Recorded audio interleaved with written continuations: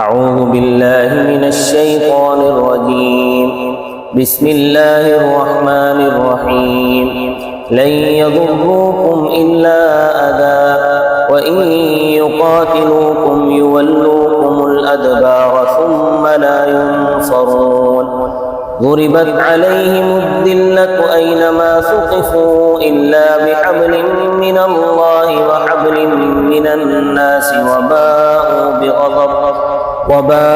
بغضب من الله وضربت عليهم المسكنة ذلك بأنهم كانوا يكفرون بآيات الله ويقتلون الأنبياء بغير حق ذلك بما عصوا وكانوا يعتدون صدق اللہ العظیم۔ یہود کا ذکر کافی آیتوں سے چلا آ رہا ہے، یہاں پر بھی انہی کا ذکر ہے۔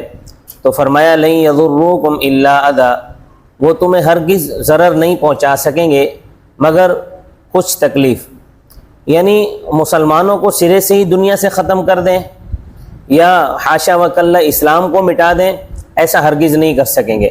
ہاں البتہ زبانی طور پر فعلی طور پر کچھ چھیڑخانی ضرور کرتے رہیں گے، لیکن اگر تم خود اپنے عمل سے ایمان کو چھوڑ بیٹھو گے تو پھر اللہ تعالیٰ کا کوئی وعدہ نہیں ہے ان یخذلکم فمن ذا الذی ینصرکم من بعدی، یعنی تمہاری بداعمالیوں کی وجہ سے اللہ تعالیٰ تمہیں رسوا کر دے پھر تو کوئی تمہارا مددگار نہیں ہے۔ اب آپ دیکھیں نا 1967 میں یہودیوں نے کچھ علاقہ مصر سے اور کچھ اردن سے اور کچھ شام سے چھینا، اور اسی طرح گولان کی پہاڑیاں وغیرہ، اور وہ سارا علاقہ ابھی تک یہودیوں کے پاس ہے۔ وہاں انہوں نے اپنی بستیاں آباد کر لی ہیں اور مزید بھی اپنی بستیاں آباد کر رہے ہیں، اور آج کل غزہ کا انہوں نے محاصرہ کیا ہوا ہے اور وہاں ٹھیک ٹھاک قسم کی جنگ چل رہی ہے، اور ساری یہ جنگ کس لیے ہے؟ صرف انہوں نے اپنی بستیاں آباد کرنے کے لیے یہ سارا قتل عام یہ لوگ کر رہے ہیں یہودی۔ ان کے وزیر اعظم نے کہا ہے کہ ہم جو ہے نا یہ علاقہ لے کر رہیں گے اور اپنی بستیاں بسائیں گے، اور ہمارے مسلمان حکمران بے غیرت ہیں، ان کو کوئی احساس ہی نہیں ہے، اور وہ جو ہے روزانہ بچوں کو، عورتوں کو، بوڑھوں کو، نوجوانوں کو شہید کر رہا ہے، ان پہ بمباری کر رہا ہے۔ تو ہمیں وجہ یہی ہے کہ ہم نے عملی طور پر دین پر عمل کرنا چھوڑ دیا ہے، ہم نے بھی اور ہمارے حکمرانوں نے بھی، تو اس لیے اللہ تبارک و تعالی ہمیں یہودیوں سے ذلیل کروا رہے ہیں۔ تو ہمیں بدعمالیوں کی وجہ سے اللہ تعالیٰ اپنے دشمن سے ذلیل کروا رہے ہیں۔ اگر ہم پختہ مومن ہوں اور اللہ کے احکامات کے پابند ہوں تو پھر ہم ذلت سے بچ سکتے ہیں۔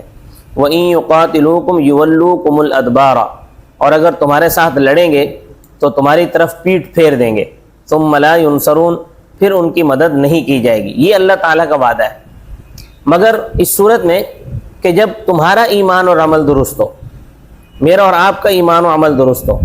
دیکھو اسرائیل کی آبادی زیادہ سے زیادہ 1 کروڑ ہوگی،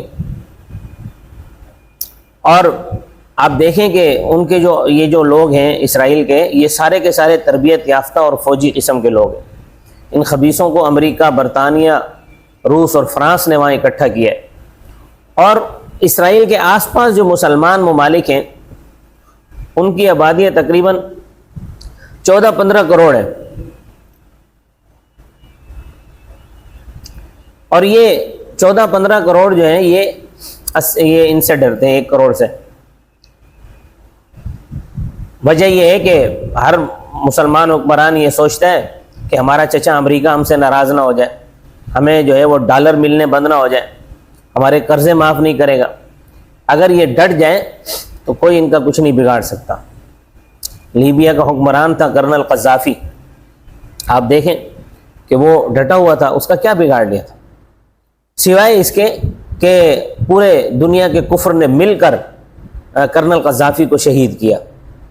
اسی طرح صدام حسین جو ڈٹا ہوا تھا، اس کا کیا بگاڑ لیا تھا ان لوگوں نے، لیکن سارے دنیا کے کفر نے مل کر صدام حسین کو شہید کیا۔ وجہ اس کی یہ تھی کہ یہ ان کے حلق کا کانٹا تھے، اس لیے ان کو راستے سے ہٹایا گیا، کرنل قذافی اور صدام حسین۔ اللہ تعالیٰ مسلمانوں کو سمجھ عطا فرمائے اور ایمانی غیرت عطا فرمائے۔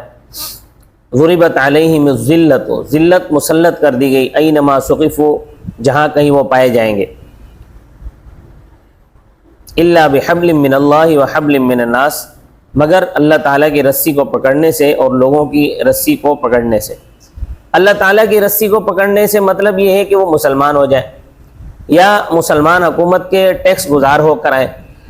اور لوگوں کی رسی پکڑنے کا مطلب یہ ہے کہ دوسرے لوگوں کی پناہ میں رہیں. جس طرح کہ اسرائیل جو ہے وہ اس وقت امریکہ کی پناہ میں، برطانیہ کی پناہ میں، یہ ان سے الگ ہو کر نہیں رہ سکتے. اب صدام حسین نے 2-4 بم پھینکے تھے تو ان کے پیشاب پتلے ہو گئے تھے، ان کی حالت ٹائٹ ہو گئی تھی، ان کے ہوش و آواز گم ہو گئے تھے، اپنے علاقے چھوڑ کر بھاگ گئے تھے. پھر امریکہ نے ان کا دفاع کیا، یہ واپس آئے. وباؤوا بغضب من اللہ، اور لوٹے وہ اللہ تعالیٰ کا غضب لے کر. وضربت علیہم المسکنہ، اور ان پر مسلط کر دی گئی ہے مسکنت یعنی ذلت. مسکنت کا مطلب یہ ہے کہ انسان اپنے آپ کو خود کمتر اور گھٹیا سمجھے، سب کچھ ہونے کے باوجود اپنے آپ کو مسکین سمجھے. تو یہ اہل کتاب خصوصاً یہودی جہاں کہیں بھی ہوں گے وہ اپنے آپ، ان کا یہی حال ہوگا، وہ اپنے آپ کو خود ہی گھٹیا سمجھ رہے ہوں گے. 3 پارے کی آیت کریمہ میں یہ بات بھی گزری ہے. ذالک بانہم کانوا یکفرون بآیات اللہ، یہ اس واسطے کہ بے شک وہ اللہ تعالیٰ کی آیتوں کا انکار کرتے تھے. ویقتلون الانبیاء بغیر حق، اور قتل کرتے رہے اللہ تعالیٰ کے نبیوں کو ناحق. یہ بات 3 پارے میں گزری ہے. وَيَقْتُلُونَ النَّبِيِّينَ بِغَيْرِ حَقٍّ وَيَقْتُلُونَ الَّذِينَ يَأْمُرُونَ بِالْقِسْطِ مِنَ النَّاسِ. آپ سن چکے ہیں کہ ایک علاقہ تھا، وہاں مختلف قومیں آباد تھیں، جس طرح ہمارے ہاں پاکستان میں مختلف قومیں آباد ہیں. تو اس وقت پر ہر قوم کے لیے الگ الگ پیغمبر اللہ تبارک و تعالیٰ نے بھیجا. یہ صرف آن صلی اللہ علیہ وسلم کی خصوصیت ہے کہ آپ صلی اللہ علیہ وسلم تمام قوموں کی طرف پیغمبر بنا کر بھیجے گئے. تو وہ جو علاقہ تھا، اس علاقے کے سارے مجرم اکٹھے ہوئے اور انہوں نے باہم مشورہ کیا کہ ہم ان کی تبلیغ سے تنگ آ گئے. یہ ہماری نہ دن کو جان چھوڑتے ہیں نہ رات کو جان چھوڑتے ہیں، ہر وقت واعظ ہی واعظ کرتے رہتے ہیں، لہذا ان کا صفایا کرو. حضرت ابو عبیدہ بن جراح رضی اللہ تعالیٰ عنہ سے روایت ہے کہ حضرت صلی اللہ علیہ وسلم نے فرمایا کہ دوپہر تک انہوں نے 43 انبیاء کو قتل کر دیا. 43 انبیاء شہید ہو گئے، اور 170 ان کے صحابہ جو ان انبیاء کے حواری تھے، جو ان کی مدد کے لیے آئے تھے، ان کو بھی ناحق شہید کر دیا. قتل حق کی 3 صورتیں ہیں، اور وہ تینوں صورتیں پیغمبروں میں نہیں پائی جاتی. پہلی صورت یہ ہے کہ معاذ اللہ کوئی مرتد ہو جائے، اس کو 3 دن کی مہلت دی جائے گی تاکہ وہ اپنے شکوک و شبہات دور کر لے اور توبہ کر لے. اگر 3 دن تک بھی وہ توبہ نہیں کرتا تو اس کو قتل کر دیا جائے گا. تو پیغمبر علیہ السلام کے بارے میں، کسی بھی پیغمبر کے بارے میں تو کوئی یہ تصور ہی نہیں کر سکتا کہ وہ اسلام کو چھوڑ دیں گے. دوسری صورت یہ ہے کہ کوئی شادی شدہ آدمی زنا کر لے تو اس کو سنسار کیا جائے گا، تو سنسار میں آدمی قتل ہو جاتا ہے. اور اللہ تعالیٰ کے پیغمبر تو معصوم اور بڑے بلند اخلاق کے مالک ہوتے ہیں. دیکھو زلیخا نے حضرت یوسف علیہ السلام کو ورغلایا، پھسلایا، بہت کچھ کیا، مگر یوسف علیہ السلام نے اس کی شرارتوں کی ساری کڑیاں توڑ ڈالی اور فرمایا معاذ اللہ انہ ربی احسن مثوائی، پناہ بخدا، بے شک وہ میرا مالک ہے، اس نے میرا ٹھکانہ اچھا بنایا ہے. انہ لا یفلح الظالمون، بے شک وہ ظلم کرنے والے فلاح نہیں پاتے. اور تیسری صورت یہ ہے کہ کسی کو قصداً ناحق قتل کر دیا جائے تو اس کے قصاص میں اس کو قتل کیا جائے گا. تو انبیاء سے ایسی بھی کوئی صورت نہیں ہے. حضرت موسیٰ علیہ السلام سے خطاً ایک آدمی قتل ہو گیا تھا، لیکن وہ بڑا بدمغز تھا. موسیٰ علیہ السلام نے اس کو سمجھایا کہ بنی اسرائیلیوں سے تو ایندھن اٹھواتا ہے، ان کو مزدوری بھی دیا کر. کہنے لگے ایندھن تیرے تنور کے واسطے تو ہے، تو بھی وہاں سے روٹی کھاتا ہے. اب بڑی اس نے وہی تباہی بکی. حضرت موسیٰ علیہ السلام نے اس کو ایک مکہ ٹکایا، اب وہ ایک مکہ کھانے سے مر گیا. حضرت موسیٰ علیہ السلام کا مقصد تھا کہ اس کو تھوڑی سی جو ہے وہ تنبیہ کروں گا تو شاید اس کو سمجھ میں آ جائے، لیکن قرآن کہتا ہے فقضا علیہ، وہ مر گیا. اب حالانکہ عادتاً مکے سے تو کوئی نہیں مرتا، اور نہ ہی مکہ و اعلیٰ قتل ہے. اگر مکے سے کوئی مرتا تو یہ جو باکسر ہوتے ہیں جو لڑ رہے ہوتے ہیں آپس میں، تو یہ تو مکے کھا کر سارے مر جائیں، یہ تو مکے کھا کر دولت اکٹھی کرتے ہیں.